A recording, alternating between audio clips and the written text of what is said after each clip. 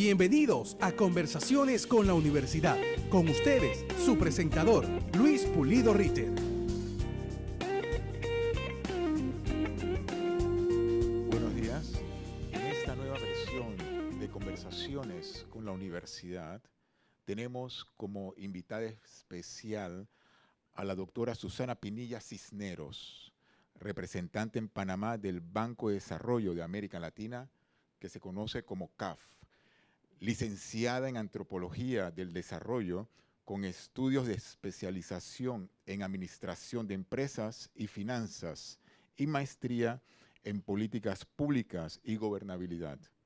Ministra de Estado en las carteras de Trabajo y Promoción del Empleo y Desarrollo Social del Gobierno del Perú. Y luego, consejera presidencial, directora de la empresa de organización de Corpac, exconsultora internacional con experiencia en América Latina, África y Asia. Domina 6 idiomas, exdocente de maestría y doctorados en universidades peruanas. Muy buenos días, doctora Pinilla, y un aplauso, por favor, por nuestra invitada especial en el día de hoy. Con este currículum tan amplio y diríamos lleno de experiencia en América Latina, en África y en Asia, con este dominio de los idiomas, quisiera comenzar con esta pregunta. Para América Latina, que tiene tantos idiomas, tantas culturas, ¿cómo es posible o hacer comprensible el concepto de gobernabilidad en un continente tan amplio y grande como el nuestro? Bueno, en primer lugar quiero agradecer y felicitar a la Universidad de Panamá y a la biblioteca por esta iniciativa de tener estas audiencias, estas comunicaciones, estas conversaciones con el público panameño y en realidad con el mundo. Y pues muy contenta de estar en esta oportunidad con ustedes. América Latina, y no lo digo porque soy latinoamericana como todos nosotros, es el continente más rico del planeta. Sin embargo, a diferencia de los demás, tenemos mayor similitud de culturas. América Latina en su época prehispánica ha tenido, claro, importantes culturas. Destacaron las aztecas, mayas, los incas, de donde provengo yo un poco, soy peruana, y en general hubo muchísima riqueza cultural y tuvimos un cierto denominador común, que haber sido parte de dos grandes colonias, la española, y que nos dio el idioma español y que en ese sentido homogenizó gran parte de América Latina, y Portugal. No podemos ignorar Brasil y muchos otros países que tienen el idioma portugués como base, pero en realidad son dos grandes idiomas los que nos unen, a diferencia de otros continentes que sí son mucho más diversos, porque formaron parte de colonias de distintos países y por lo menos a nivel lingüístico, a nivel idiomático, han tenido mayor diversidad que nosotros. También tenemos culturalmente historias comunes, casi todos nuestros países ya tienen cerca de 200 años de independencia, hemos empezado a recorrer un camino propio, cada uno encontrando su propio destino. Por lo tanto, tenemos raíces comunes importantes, idiomáticas, históricas, como bien menciono, y tenemos, sin embargo, el gran reto de estar más unidos para confrontar el mundo. El mundo ha evolucionado de manera tan dinámica en, diríamos, incluso los 100 últimos años, que sería difícil reconocerlo para alguien que falleció hace 150 años y renaciera, no reconocería este mundo tan dinámico. Y entre los temas dinámicos, justamente el concepto de gobernabilidad, que lo podríamos entender como el equilibrio dinámico entre las demandas sociales, entre el nivel de las demandas sociales y la capacidad de los sistemas políticos para responder a estas demandas de manera eficiente y legítima, ha variado mucho, porque justamente las demandas sociales son las que han evolucionado rápidamente en nuestro continente.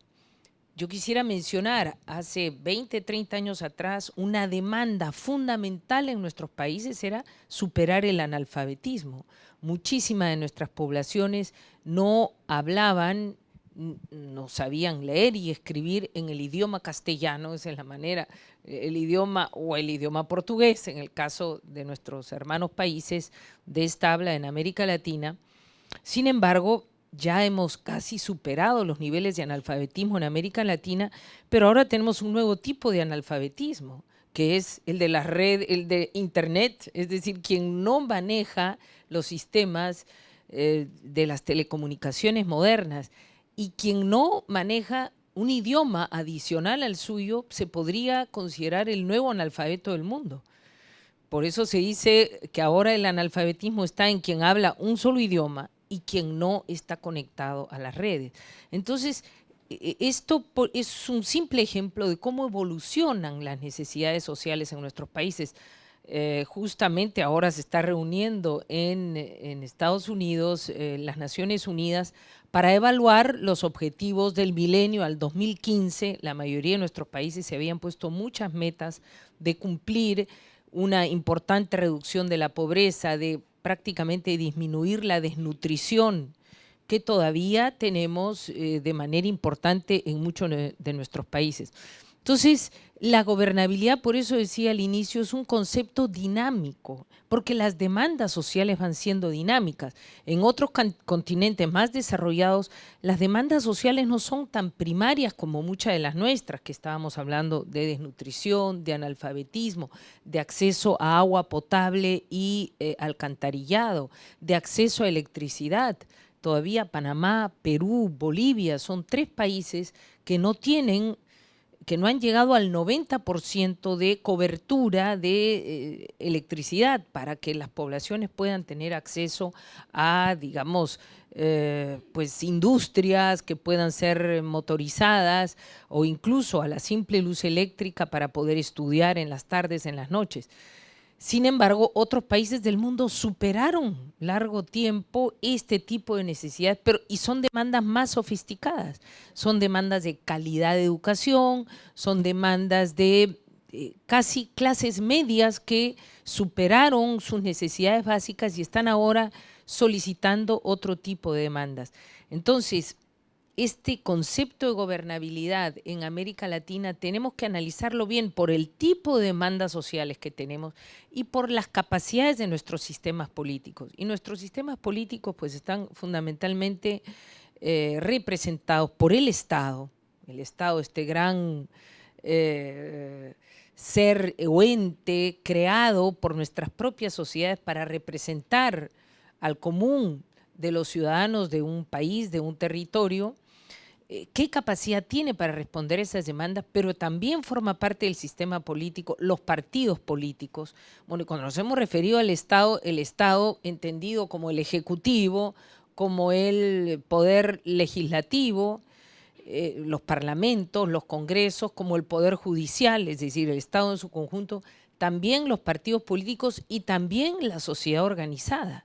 Eso también ha ido evolucionando a lo largo de los tiempos. Anteriormente era prácticamente el Estado y los partidos políticos los que representaban el sistema político. Ahora son también las organizaciones sociales y el llamado cuarto poder o los poderes fácticos, que nadie los eligió, pero que en la práctica tienen más poder que muchos otros, como los medios de comunicación, como también bueno, las redes sociales ahora, ¿no?, que pueden ejercer una presión política muchas veces más importante que grupos organizados. Perfecto, muchas gracias. En este punto quisiera introducir a los expertos en la ronda para que comiencen ya a hacer sus comentarios y preguntas también. Tenemos como expertos a Cecilio Simón. Él es profesor titular de la Facultad de Administración Pública, ha sido embajador en Suecia y ha sido consultor y es consultor de múltiples organizaciones.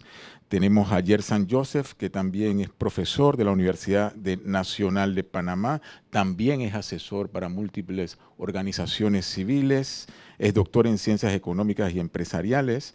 Y también aquí a Richard Morales, politólogo, magíster en Políticas Públicas por la Universidad de Harvard y ahora mismo es también profesor en la Universidad de Panamá.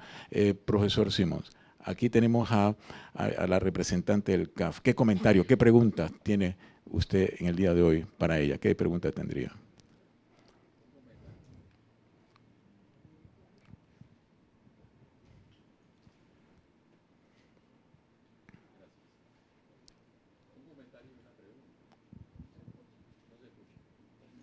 Sí. Aló. Ahora sí. Un comentario y una pregunta.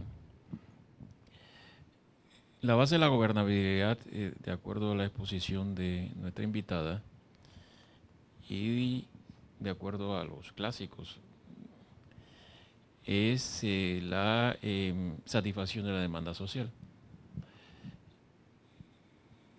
Podemos entender la demanda social como una construcción en base a necesidades o en base a deseos.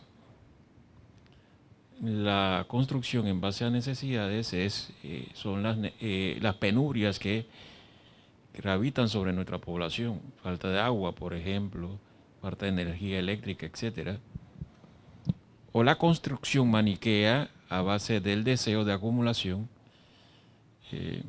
Hace falta transporte, pero no necesariamente hace falta un determinado tipo de transporte que está dirigido básicamente a la acumulación. La pregunta es entonces, ¿la construcción de la demanda social en base a deseo y no necesidades no es el hilo conductor hacia la corrupción, que es una de las formas que se ha visto en América Latina de deterioro de la calidad de la democracia y deterioro de la gobernabilidad? Bueno, efectivamente y lamentablemente nuestros países, no solamente en América Latina, sino en el mundo entero, están siendo materia de actos de corrupción totalmente cuestionables. Ahora, ¿cuál es la fuente de esa corrupción? En mi opinión, es el deterioro de los valores de la sociedad en su conjunto, ¿no? Porque cuando tenemos sociedades claramente sólidas en valores que se instituyen desde la familia, desde las escuelas, desde las universidades, los niveles de corrupción son menores. Ahora, en todo acto de corrupción siempre hay el corrupto y el corruptor.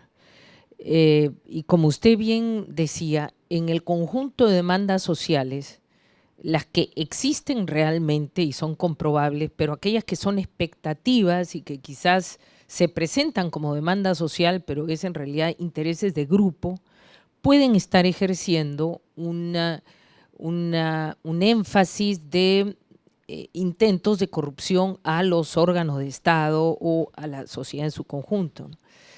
Este es un tema sumamente grave, más aún cuando en los nuevos tiempos encontramos factores como el narcotráfico. Yo vengo de un país donde lamentablemente hemos visto crecer y evolucionar el narcotráfico, de haber sido un país exclusivamente productor de materia prima, como es la coca.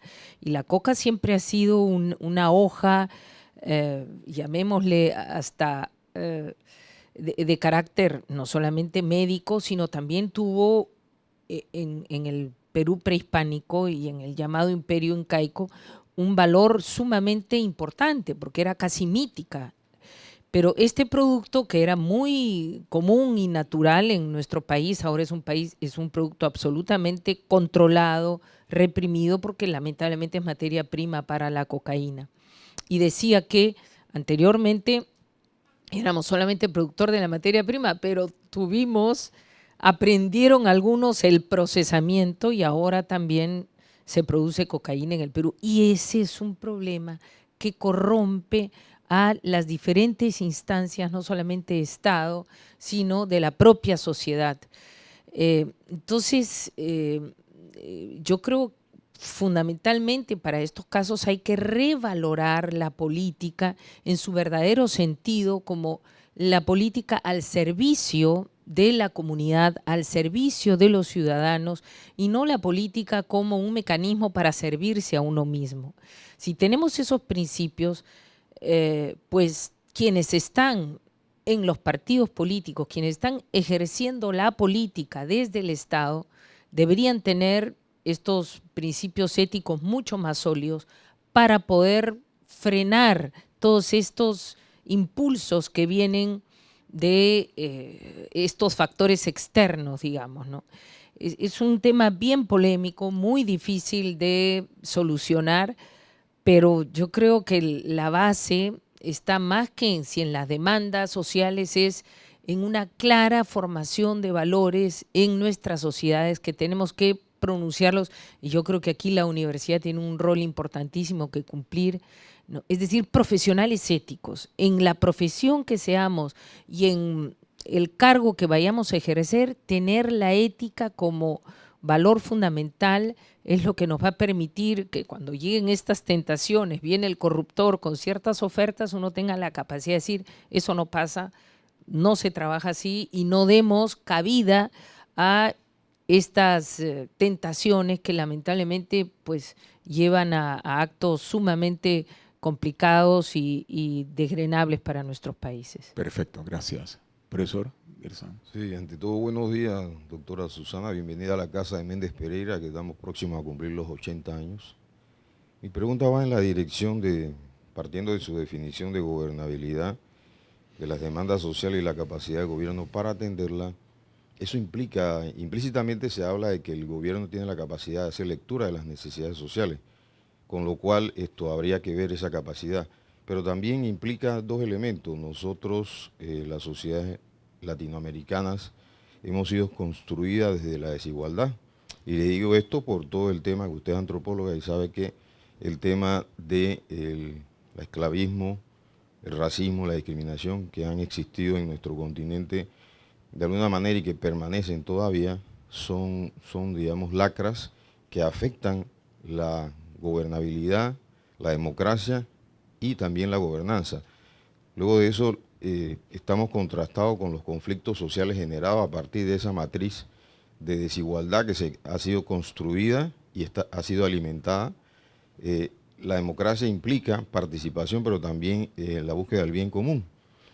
¿Cómo nosotros en una América Latina y el Caribe, con un alto grado de presencia, de desigualdad e inequidad, podemos acercarnos a prestar los oídos a esas necesidades que esa sociedad conflictuada reclama y que se basa en temas como educación, salud y participación ciudadana en esa construcción de una sociedad más democrática, más participativa y que vea todos los puntos de vista y que planifique? Porque el gran problema, y ahí la pregunta, ¿cómo atendemos esa necesidad de la sociedad cuando tenemos una visión muy corta de cada 5 años y no tenemos una visión de Estado de esas necesidades de la sociedad a más largo plazo con la gestión del conocimiento?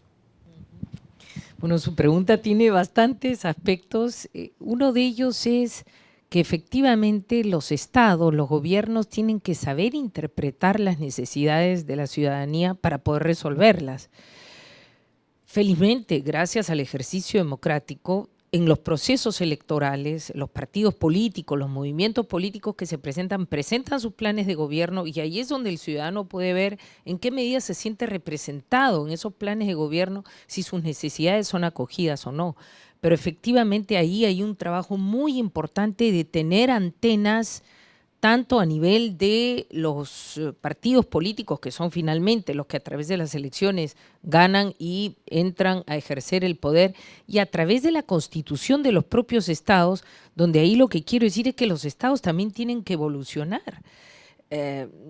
Una estructura de Estado de hace 30, 40 años no puede responder a las necesidades de una sociedad actual, y el Estado normalmente va siempre más lento que la rapidez con la que la sociedad evoluciona. Entonces, hay estos dos elementos, ¿no? Cómo estar permanentemente atento a esas necesidades y a la evolución de las necesidades de nuestros países, cada uno con su particularidad, para poder representarlas y ser justamente voceros de ellas y solucionarlas.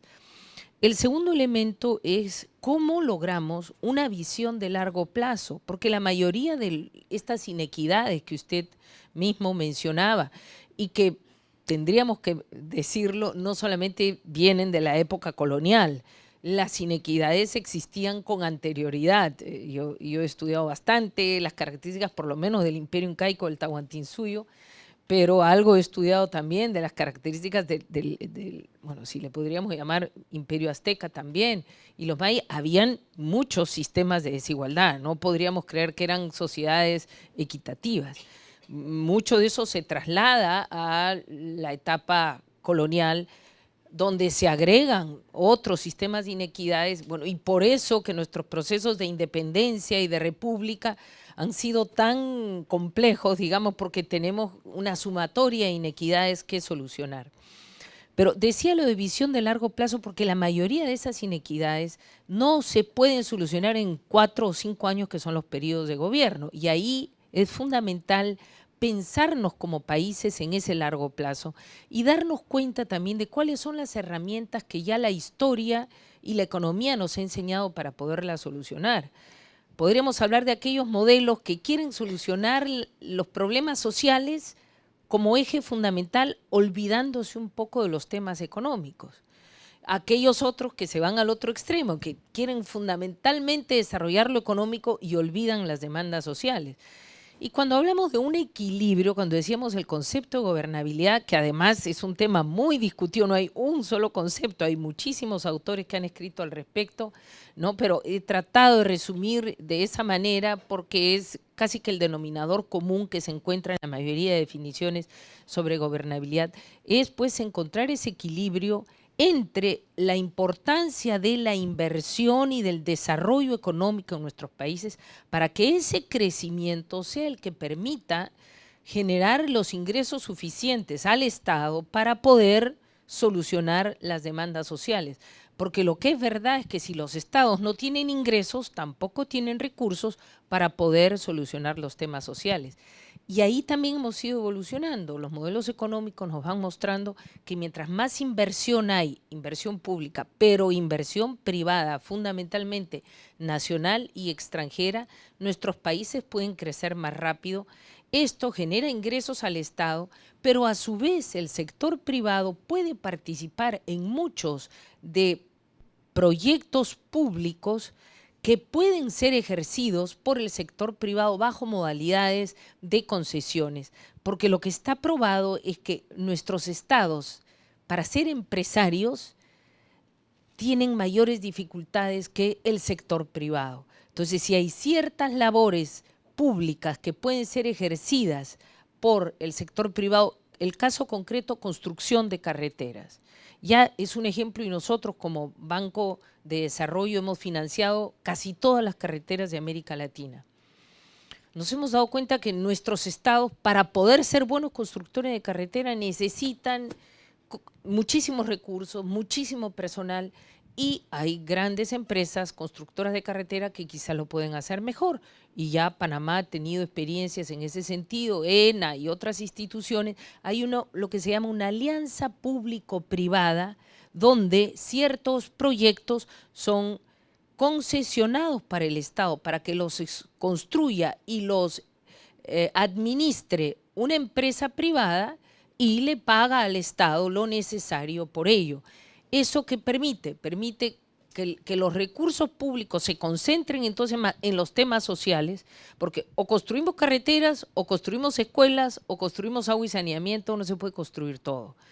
No alcanzan los recursos. Entonces, esta priorización es bien importante, tener claro que en el largo plazo necesitamos ponernos de acuerdo los ciudadanos y la sociedad en su conjunto en cuáles son esas prioridades y cómo tenemos que construir ese modelo que nos permita en el largo plazo satisfacer las necesidades sociales, pero también seguir creciendo sosteniblemente, que también son elementos nuevos. Anteriormente nadie se preocupaba del medio ambiente. Ahora, para crecer sosteniblemente tenemos que pensar en el ambiente y en las sociedades futuras.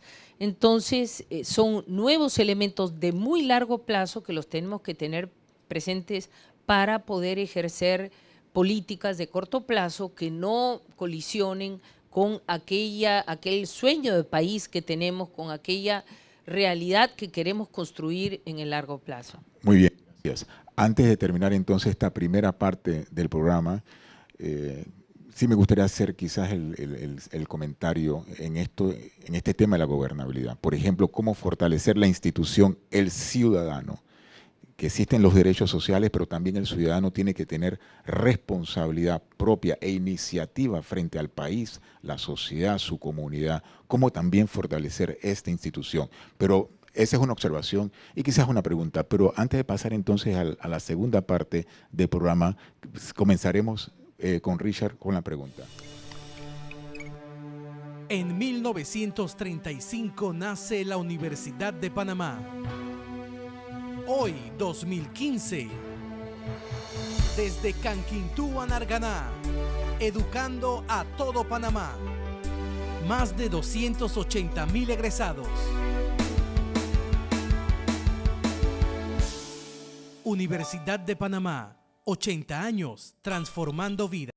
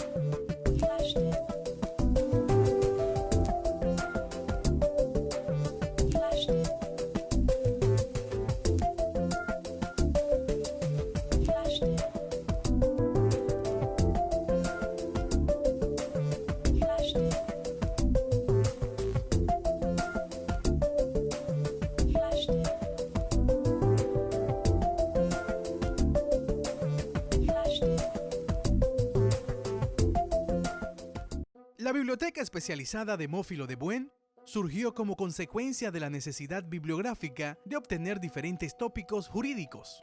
Fue fundada por el español Manuel Cano Llopis el 23 de junio de 1952, conociéndose en ese momento como la Biblioteca de Derecho. Luego recibió el nombre de Biblioteca Especializada Demófilo de Buen, como un reconocimiento al ilustre jurista y catedrático español exiliado en nuestro país. La Biblioteca Demófilo de Buen se complace en recibir a los nuevos estudiantes de la Facultad de Derecho, brindándoles charlas donde se les instruye sobre los servicios y políticas que cuenta la biblioteca. Servicio de préstamo, servicio de consulta y servicio de internet gratis para los estudiantes, además de las bases de datos, libros electrónicos, libros y revistas digitales.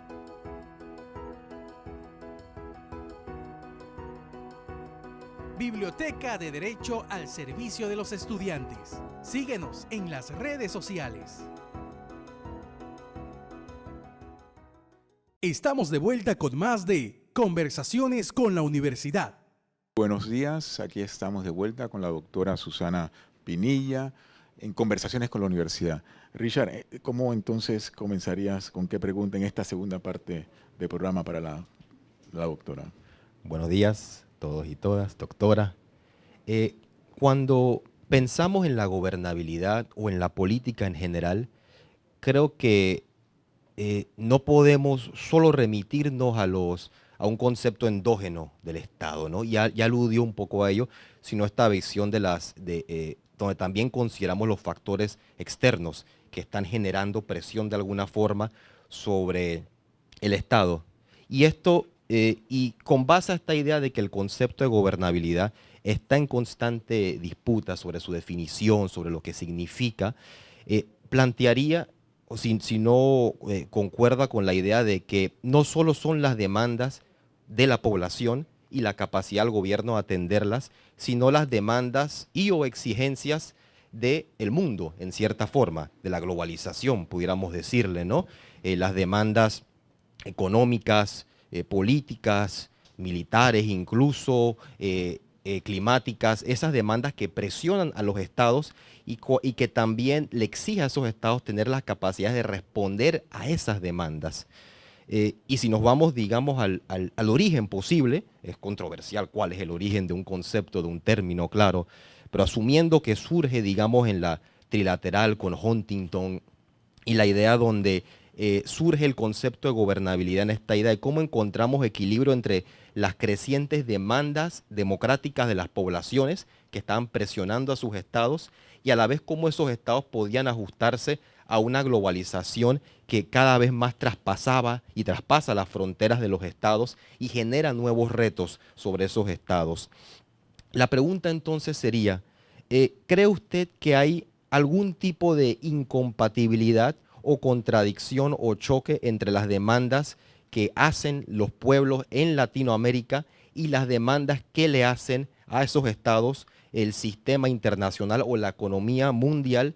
¿Y cree, con base a eso, si los estados deben de alguna forma readecuarse o cambiarse o reformarse para poder sostener ese equilibrio entre esas demandas internas y externas?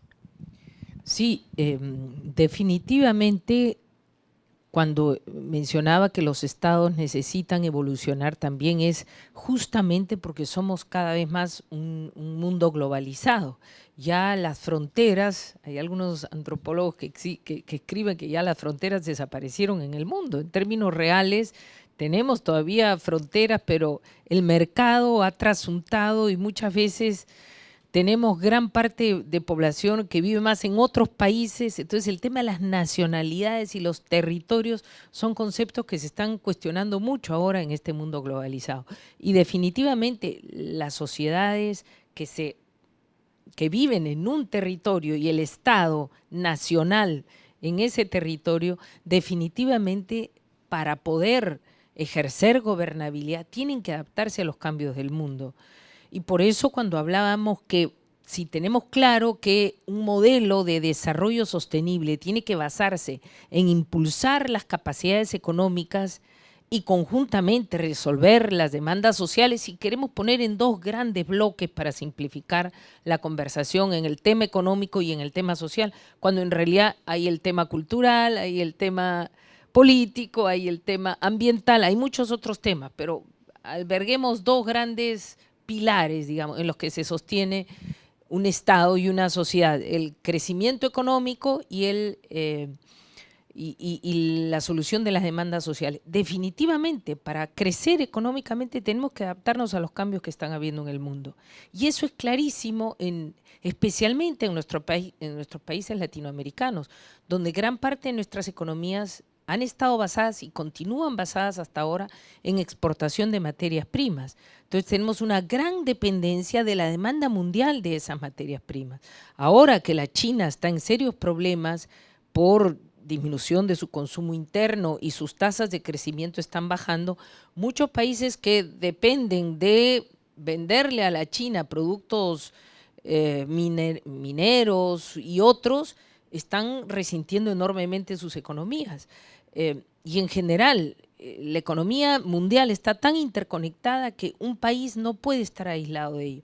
Y por eso que esas visiones de largo plazo son tan fundamentales, en primer lugar, para definir claramente como país cuál es nuestra vocación productiva y económica. ¿Cómo vamos a sobrevivir en este mundo cada vez más interconectado?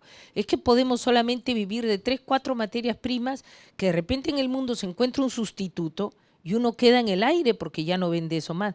O tiene que generar procesos de transformación productiva para que en el país pueda constantemente haber un mecanismo de inversión y de crecimiento que esté fundamentalmente en base a los talentos que se tiene y no solamente a las materias primas. Y de ahí que nosotros como CAF, por ejemplo, estamos impulsando muchísimo que cada uno de nuestros países genere procesos de transformación productiva en base a sus vocaciones locales. Tomemos como ejemplo Panamá, ya que estamos en este maravilloso país. Panamá ha estado muy centrado en el Canal de Panamá, que obviamente es la gran riqueza, la ubicación geoestratégica que tiene Panamá, la construcción de este canal, pero es un canal que se ha usado principalmente para el pase de barcos y para el cobro de un peaje.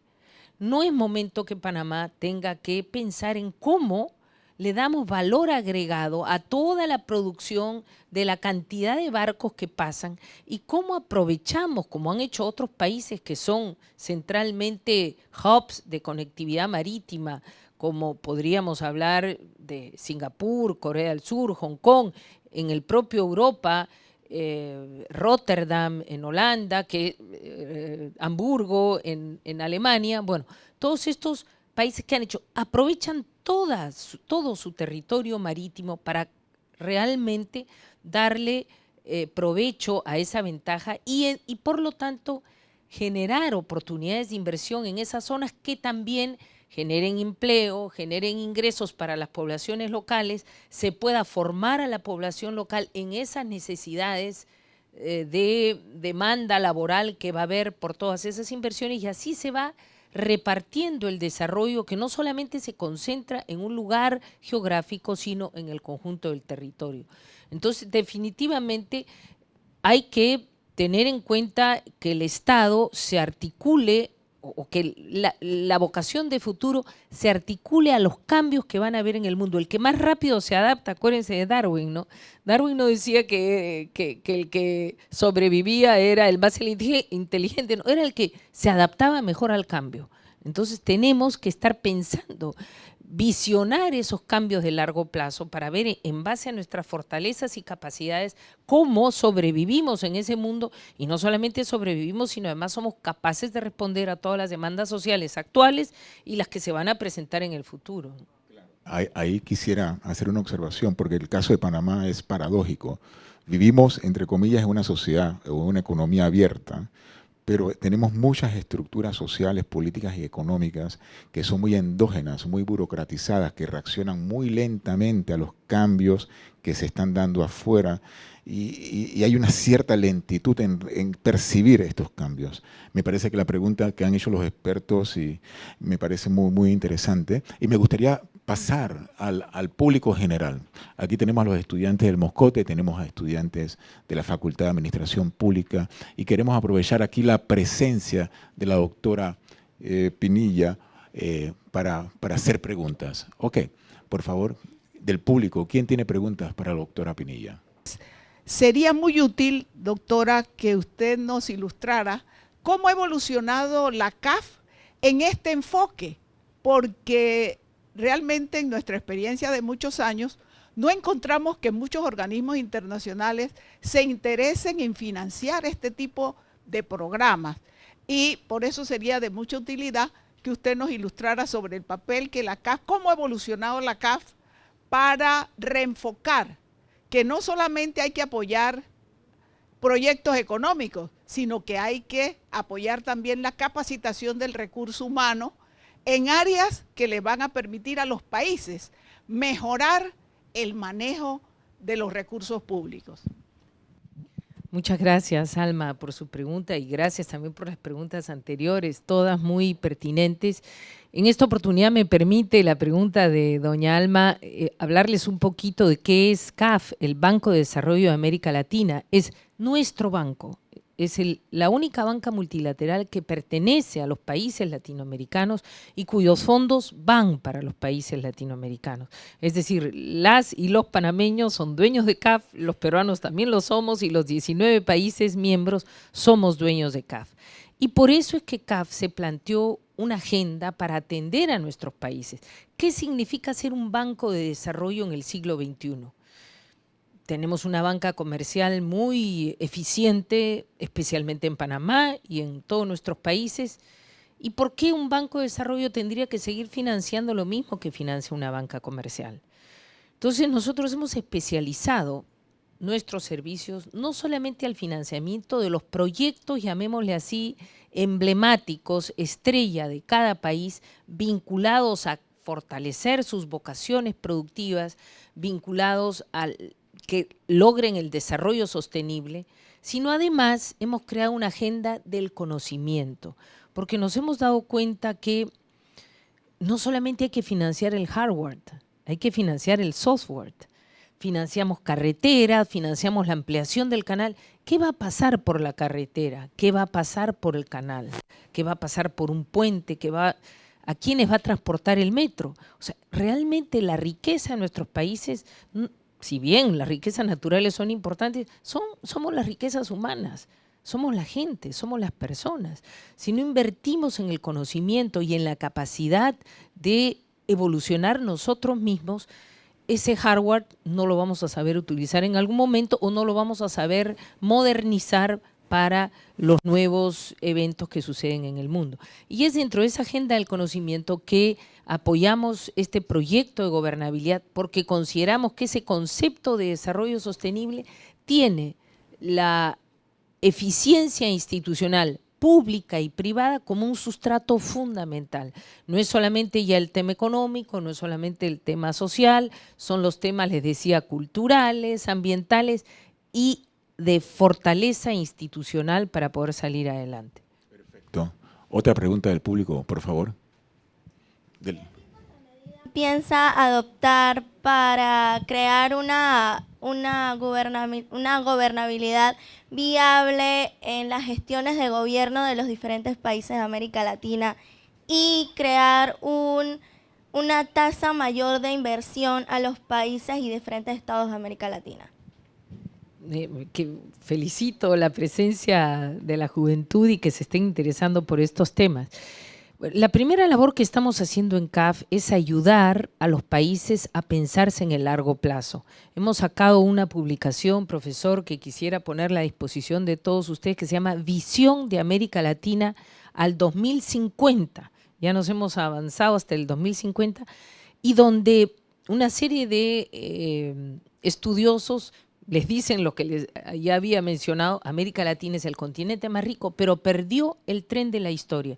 Pudimos ser el continente del siglo XXI y no lo fuimos por una serie de razones, fundamentalmente por falta de visión de largo plazo, por autocomplacencia, porque como somos ricos en recursos naturales, nos dormimos en nuestros laureles de seguir exportando lo que tenemos a la mano y no nos preocupamos por hacer mayor transformación productiva, innovación tecnológica, formación de nuestros recursos humanos, y porque somos un continente bastante ideologizado y poco práctico. A diferencia de eso, el continente asiático es más práctico, más directo, nos sacaron ventaja y bueno, la historia es que ahorita tenemos que hacer un enorme esfuerzo para recuperar el tiempo perdido y volver a ponernos en los niveles importantes si queremos solucionar nuestras demandas sociales, estar realmente en países de ingresos medios y ojalá acercarnos a los países del primer mundo. Entonces, primer asunto, visión de largo plazo. En segundo lugar, ayudar a los países a fortalecer sus vocaciones productivas y dentro de ello su transformación tecnológica con innovación y con formación de su personal, de sus ciudadanos en aquellas vocaciones productivas.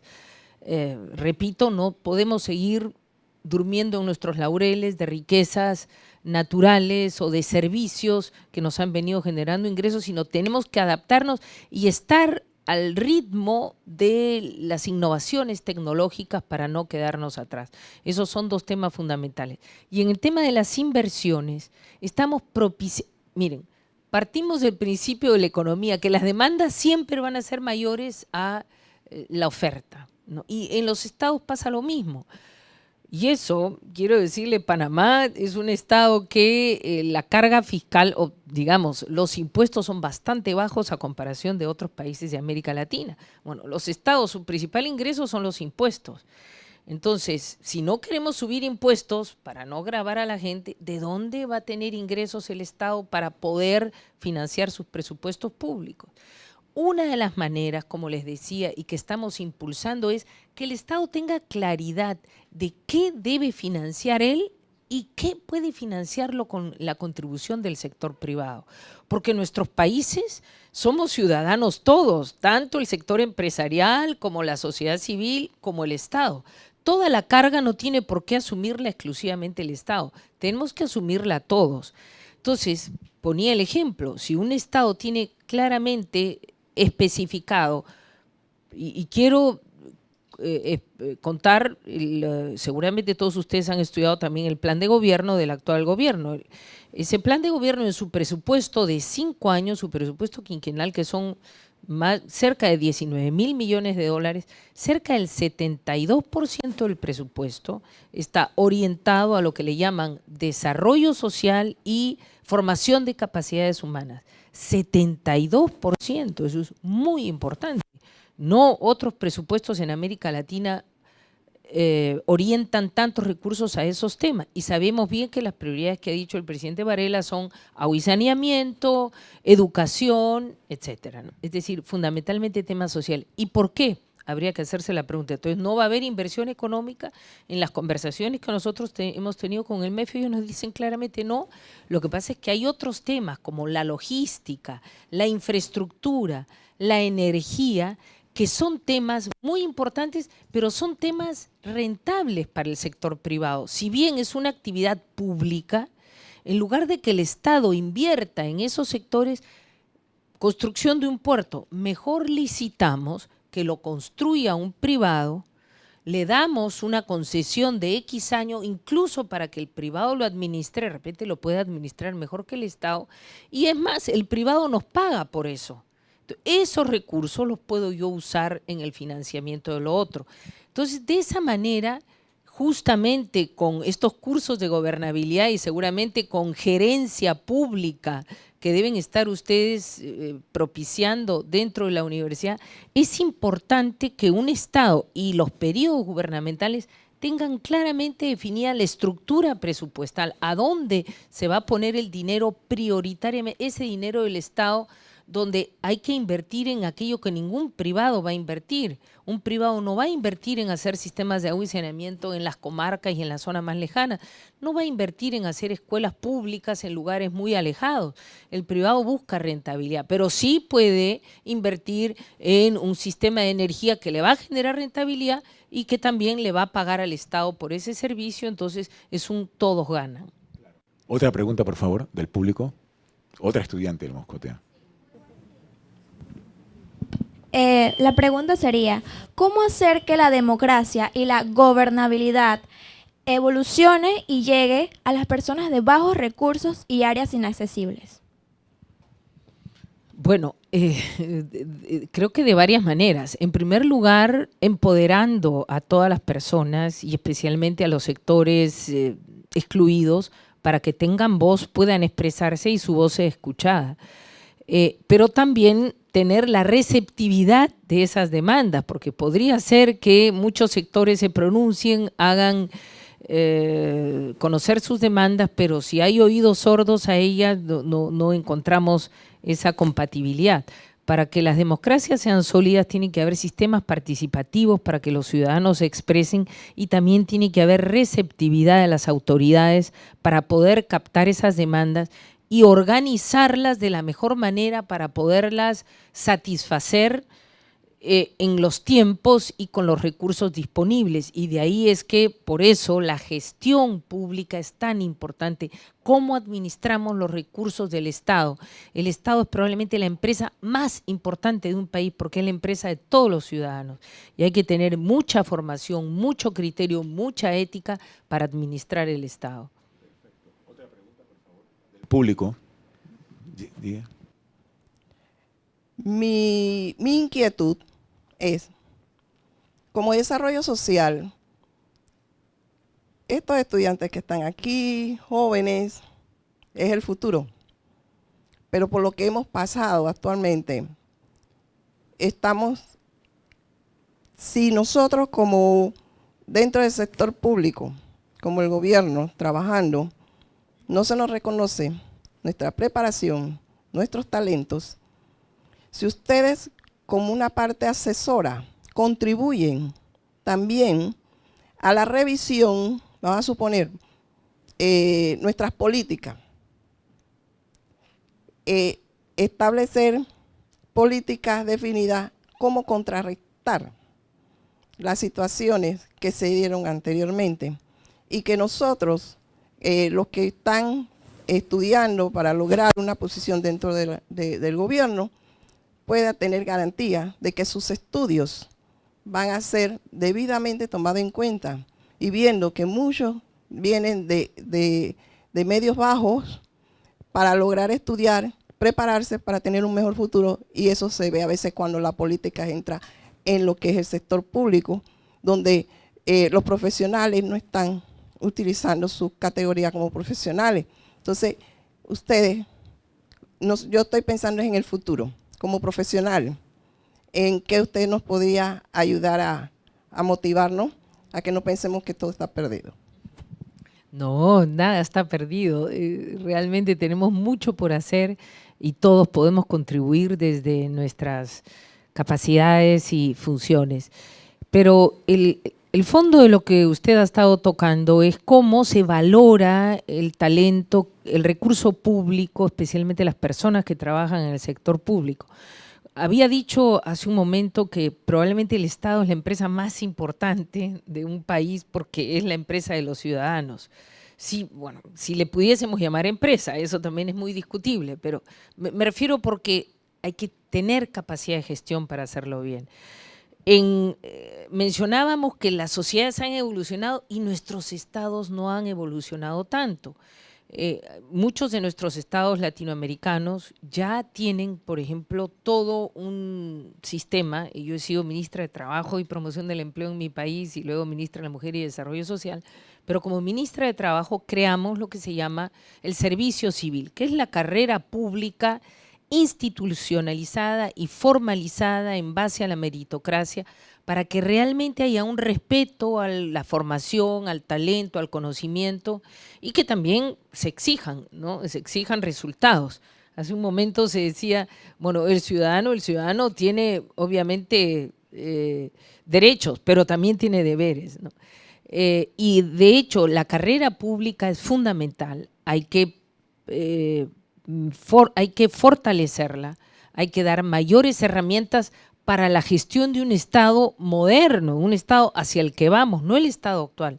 Nuestros estados actuales tenemos que transformarlos en nuestros países también, están muy atrasados en muchos aspectos y pierda cuidado que en eso estamos colaborando ahorita, tenemos una cooperación con presupuesto público, con varios aspectos, pero el tema del funcionariado y de la carrera civil, que es la carrera pública, tiene un nombre raro porque se llama carrera civil, pero en realidad es pública, es diferenciada de las armas, ¿no? Del ejército, que es lo que se llama. Pero bueno, ese es un tema central, funcionariado público de altísimo nivel, de grandes capacidades profesionales, de grandes capacidades éticas, pero también reconocido económicamente por ese esfuerzo. Muy bien, tengo para usted una última pregunta. Nuestro tema es referente y tiene concatenación con la licenciada que habló hace ratito.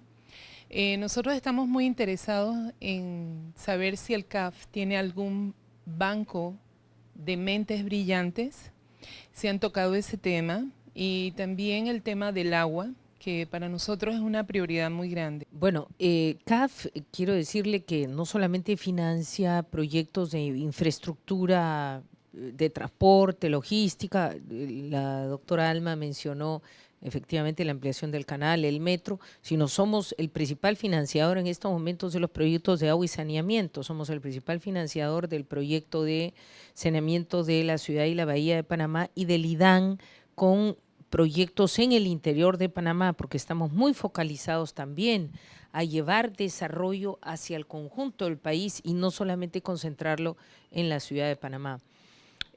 También efectivamente el tema de género es un tema muy importante, no solo el interior de la institución en Panamá, sino en todos los proyectos que hacemos, pedimos como un indicador central el que exista la mayor participación o la mayor equidad de género en la participación de las personas que están en cada proyecto. Y a su vez financiamos algunos proyectos también, o sea que para asuntos de detalle, si quieren ya conversamos después o nos pueden visitar en nuestras oficinas para ver en qué aspectos podemos apoyarlos. Pero definitivamente eso es parte del empoderamiento de la sociedad, ¿no? Todos los grupos sociales tienen que tener igualdad de oportunidades y, como no, el grupo de las mujeres. Muy bien, aquí quiero dar término a este programa, a esta interesante discusión, y quiero agradecer a la doctora Pinilla por esta exposición tan académica, tan bien fundamentada de los puntos del CAF, porque nos interesa efectivamente tener democracias en América Latina que merezcan ese nombre. Muchas gracias.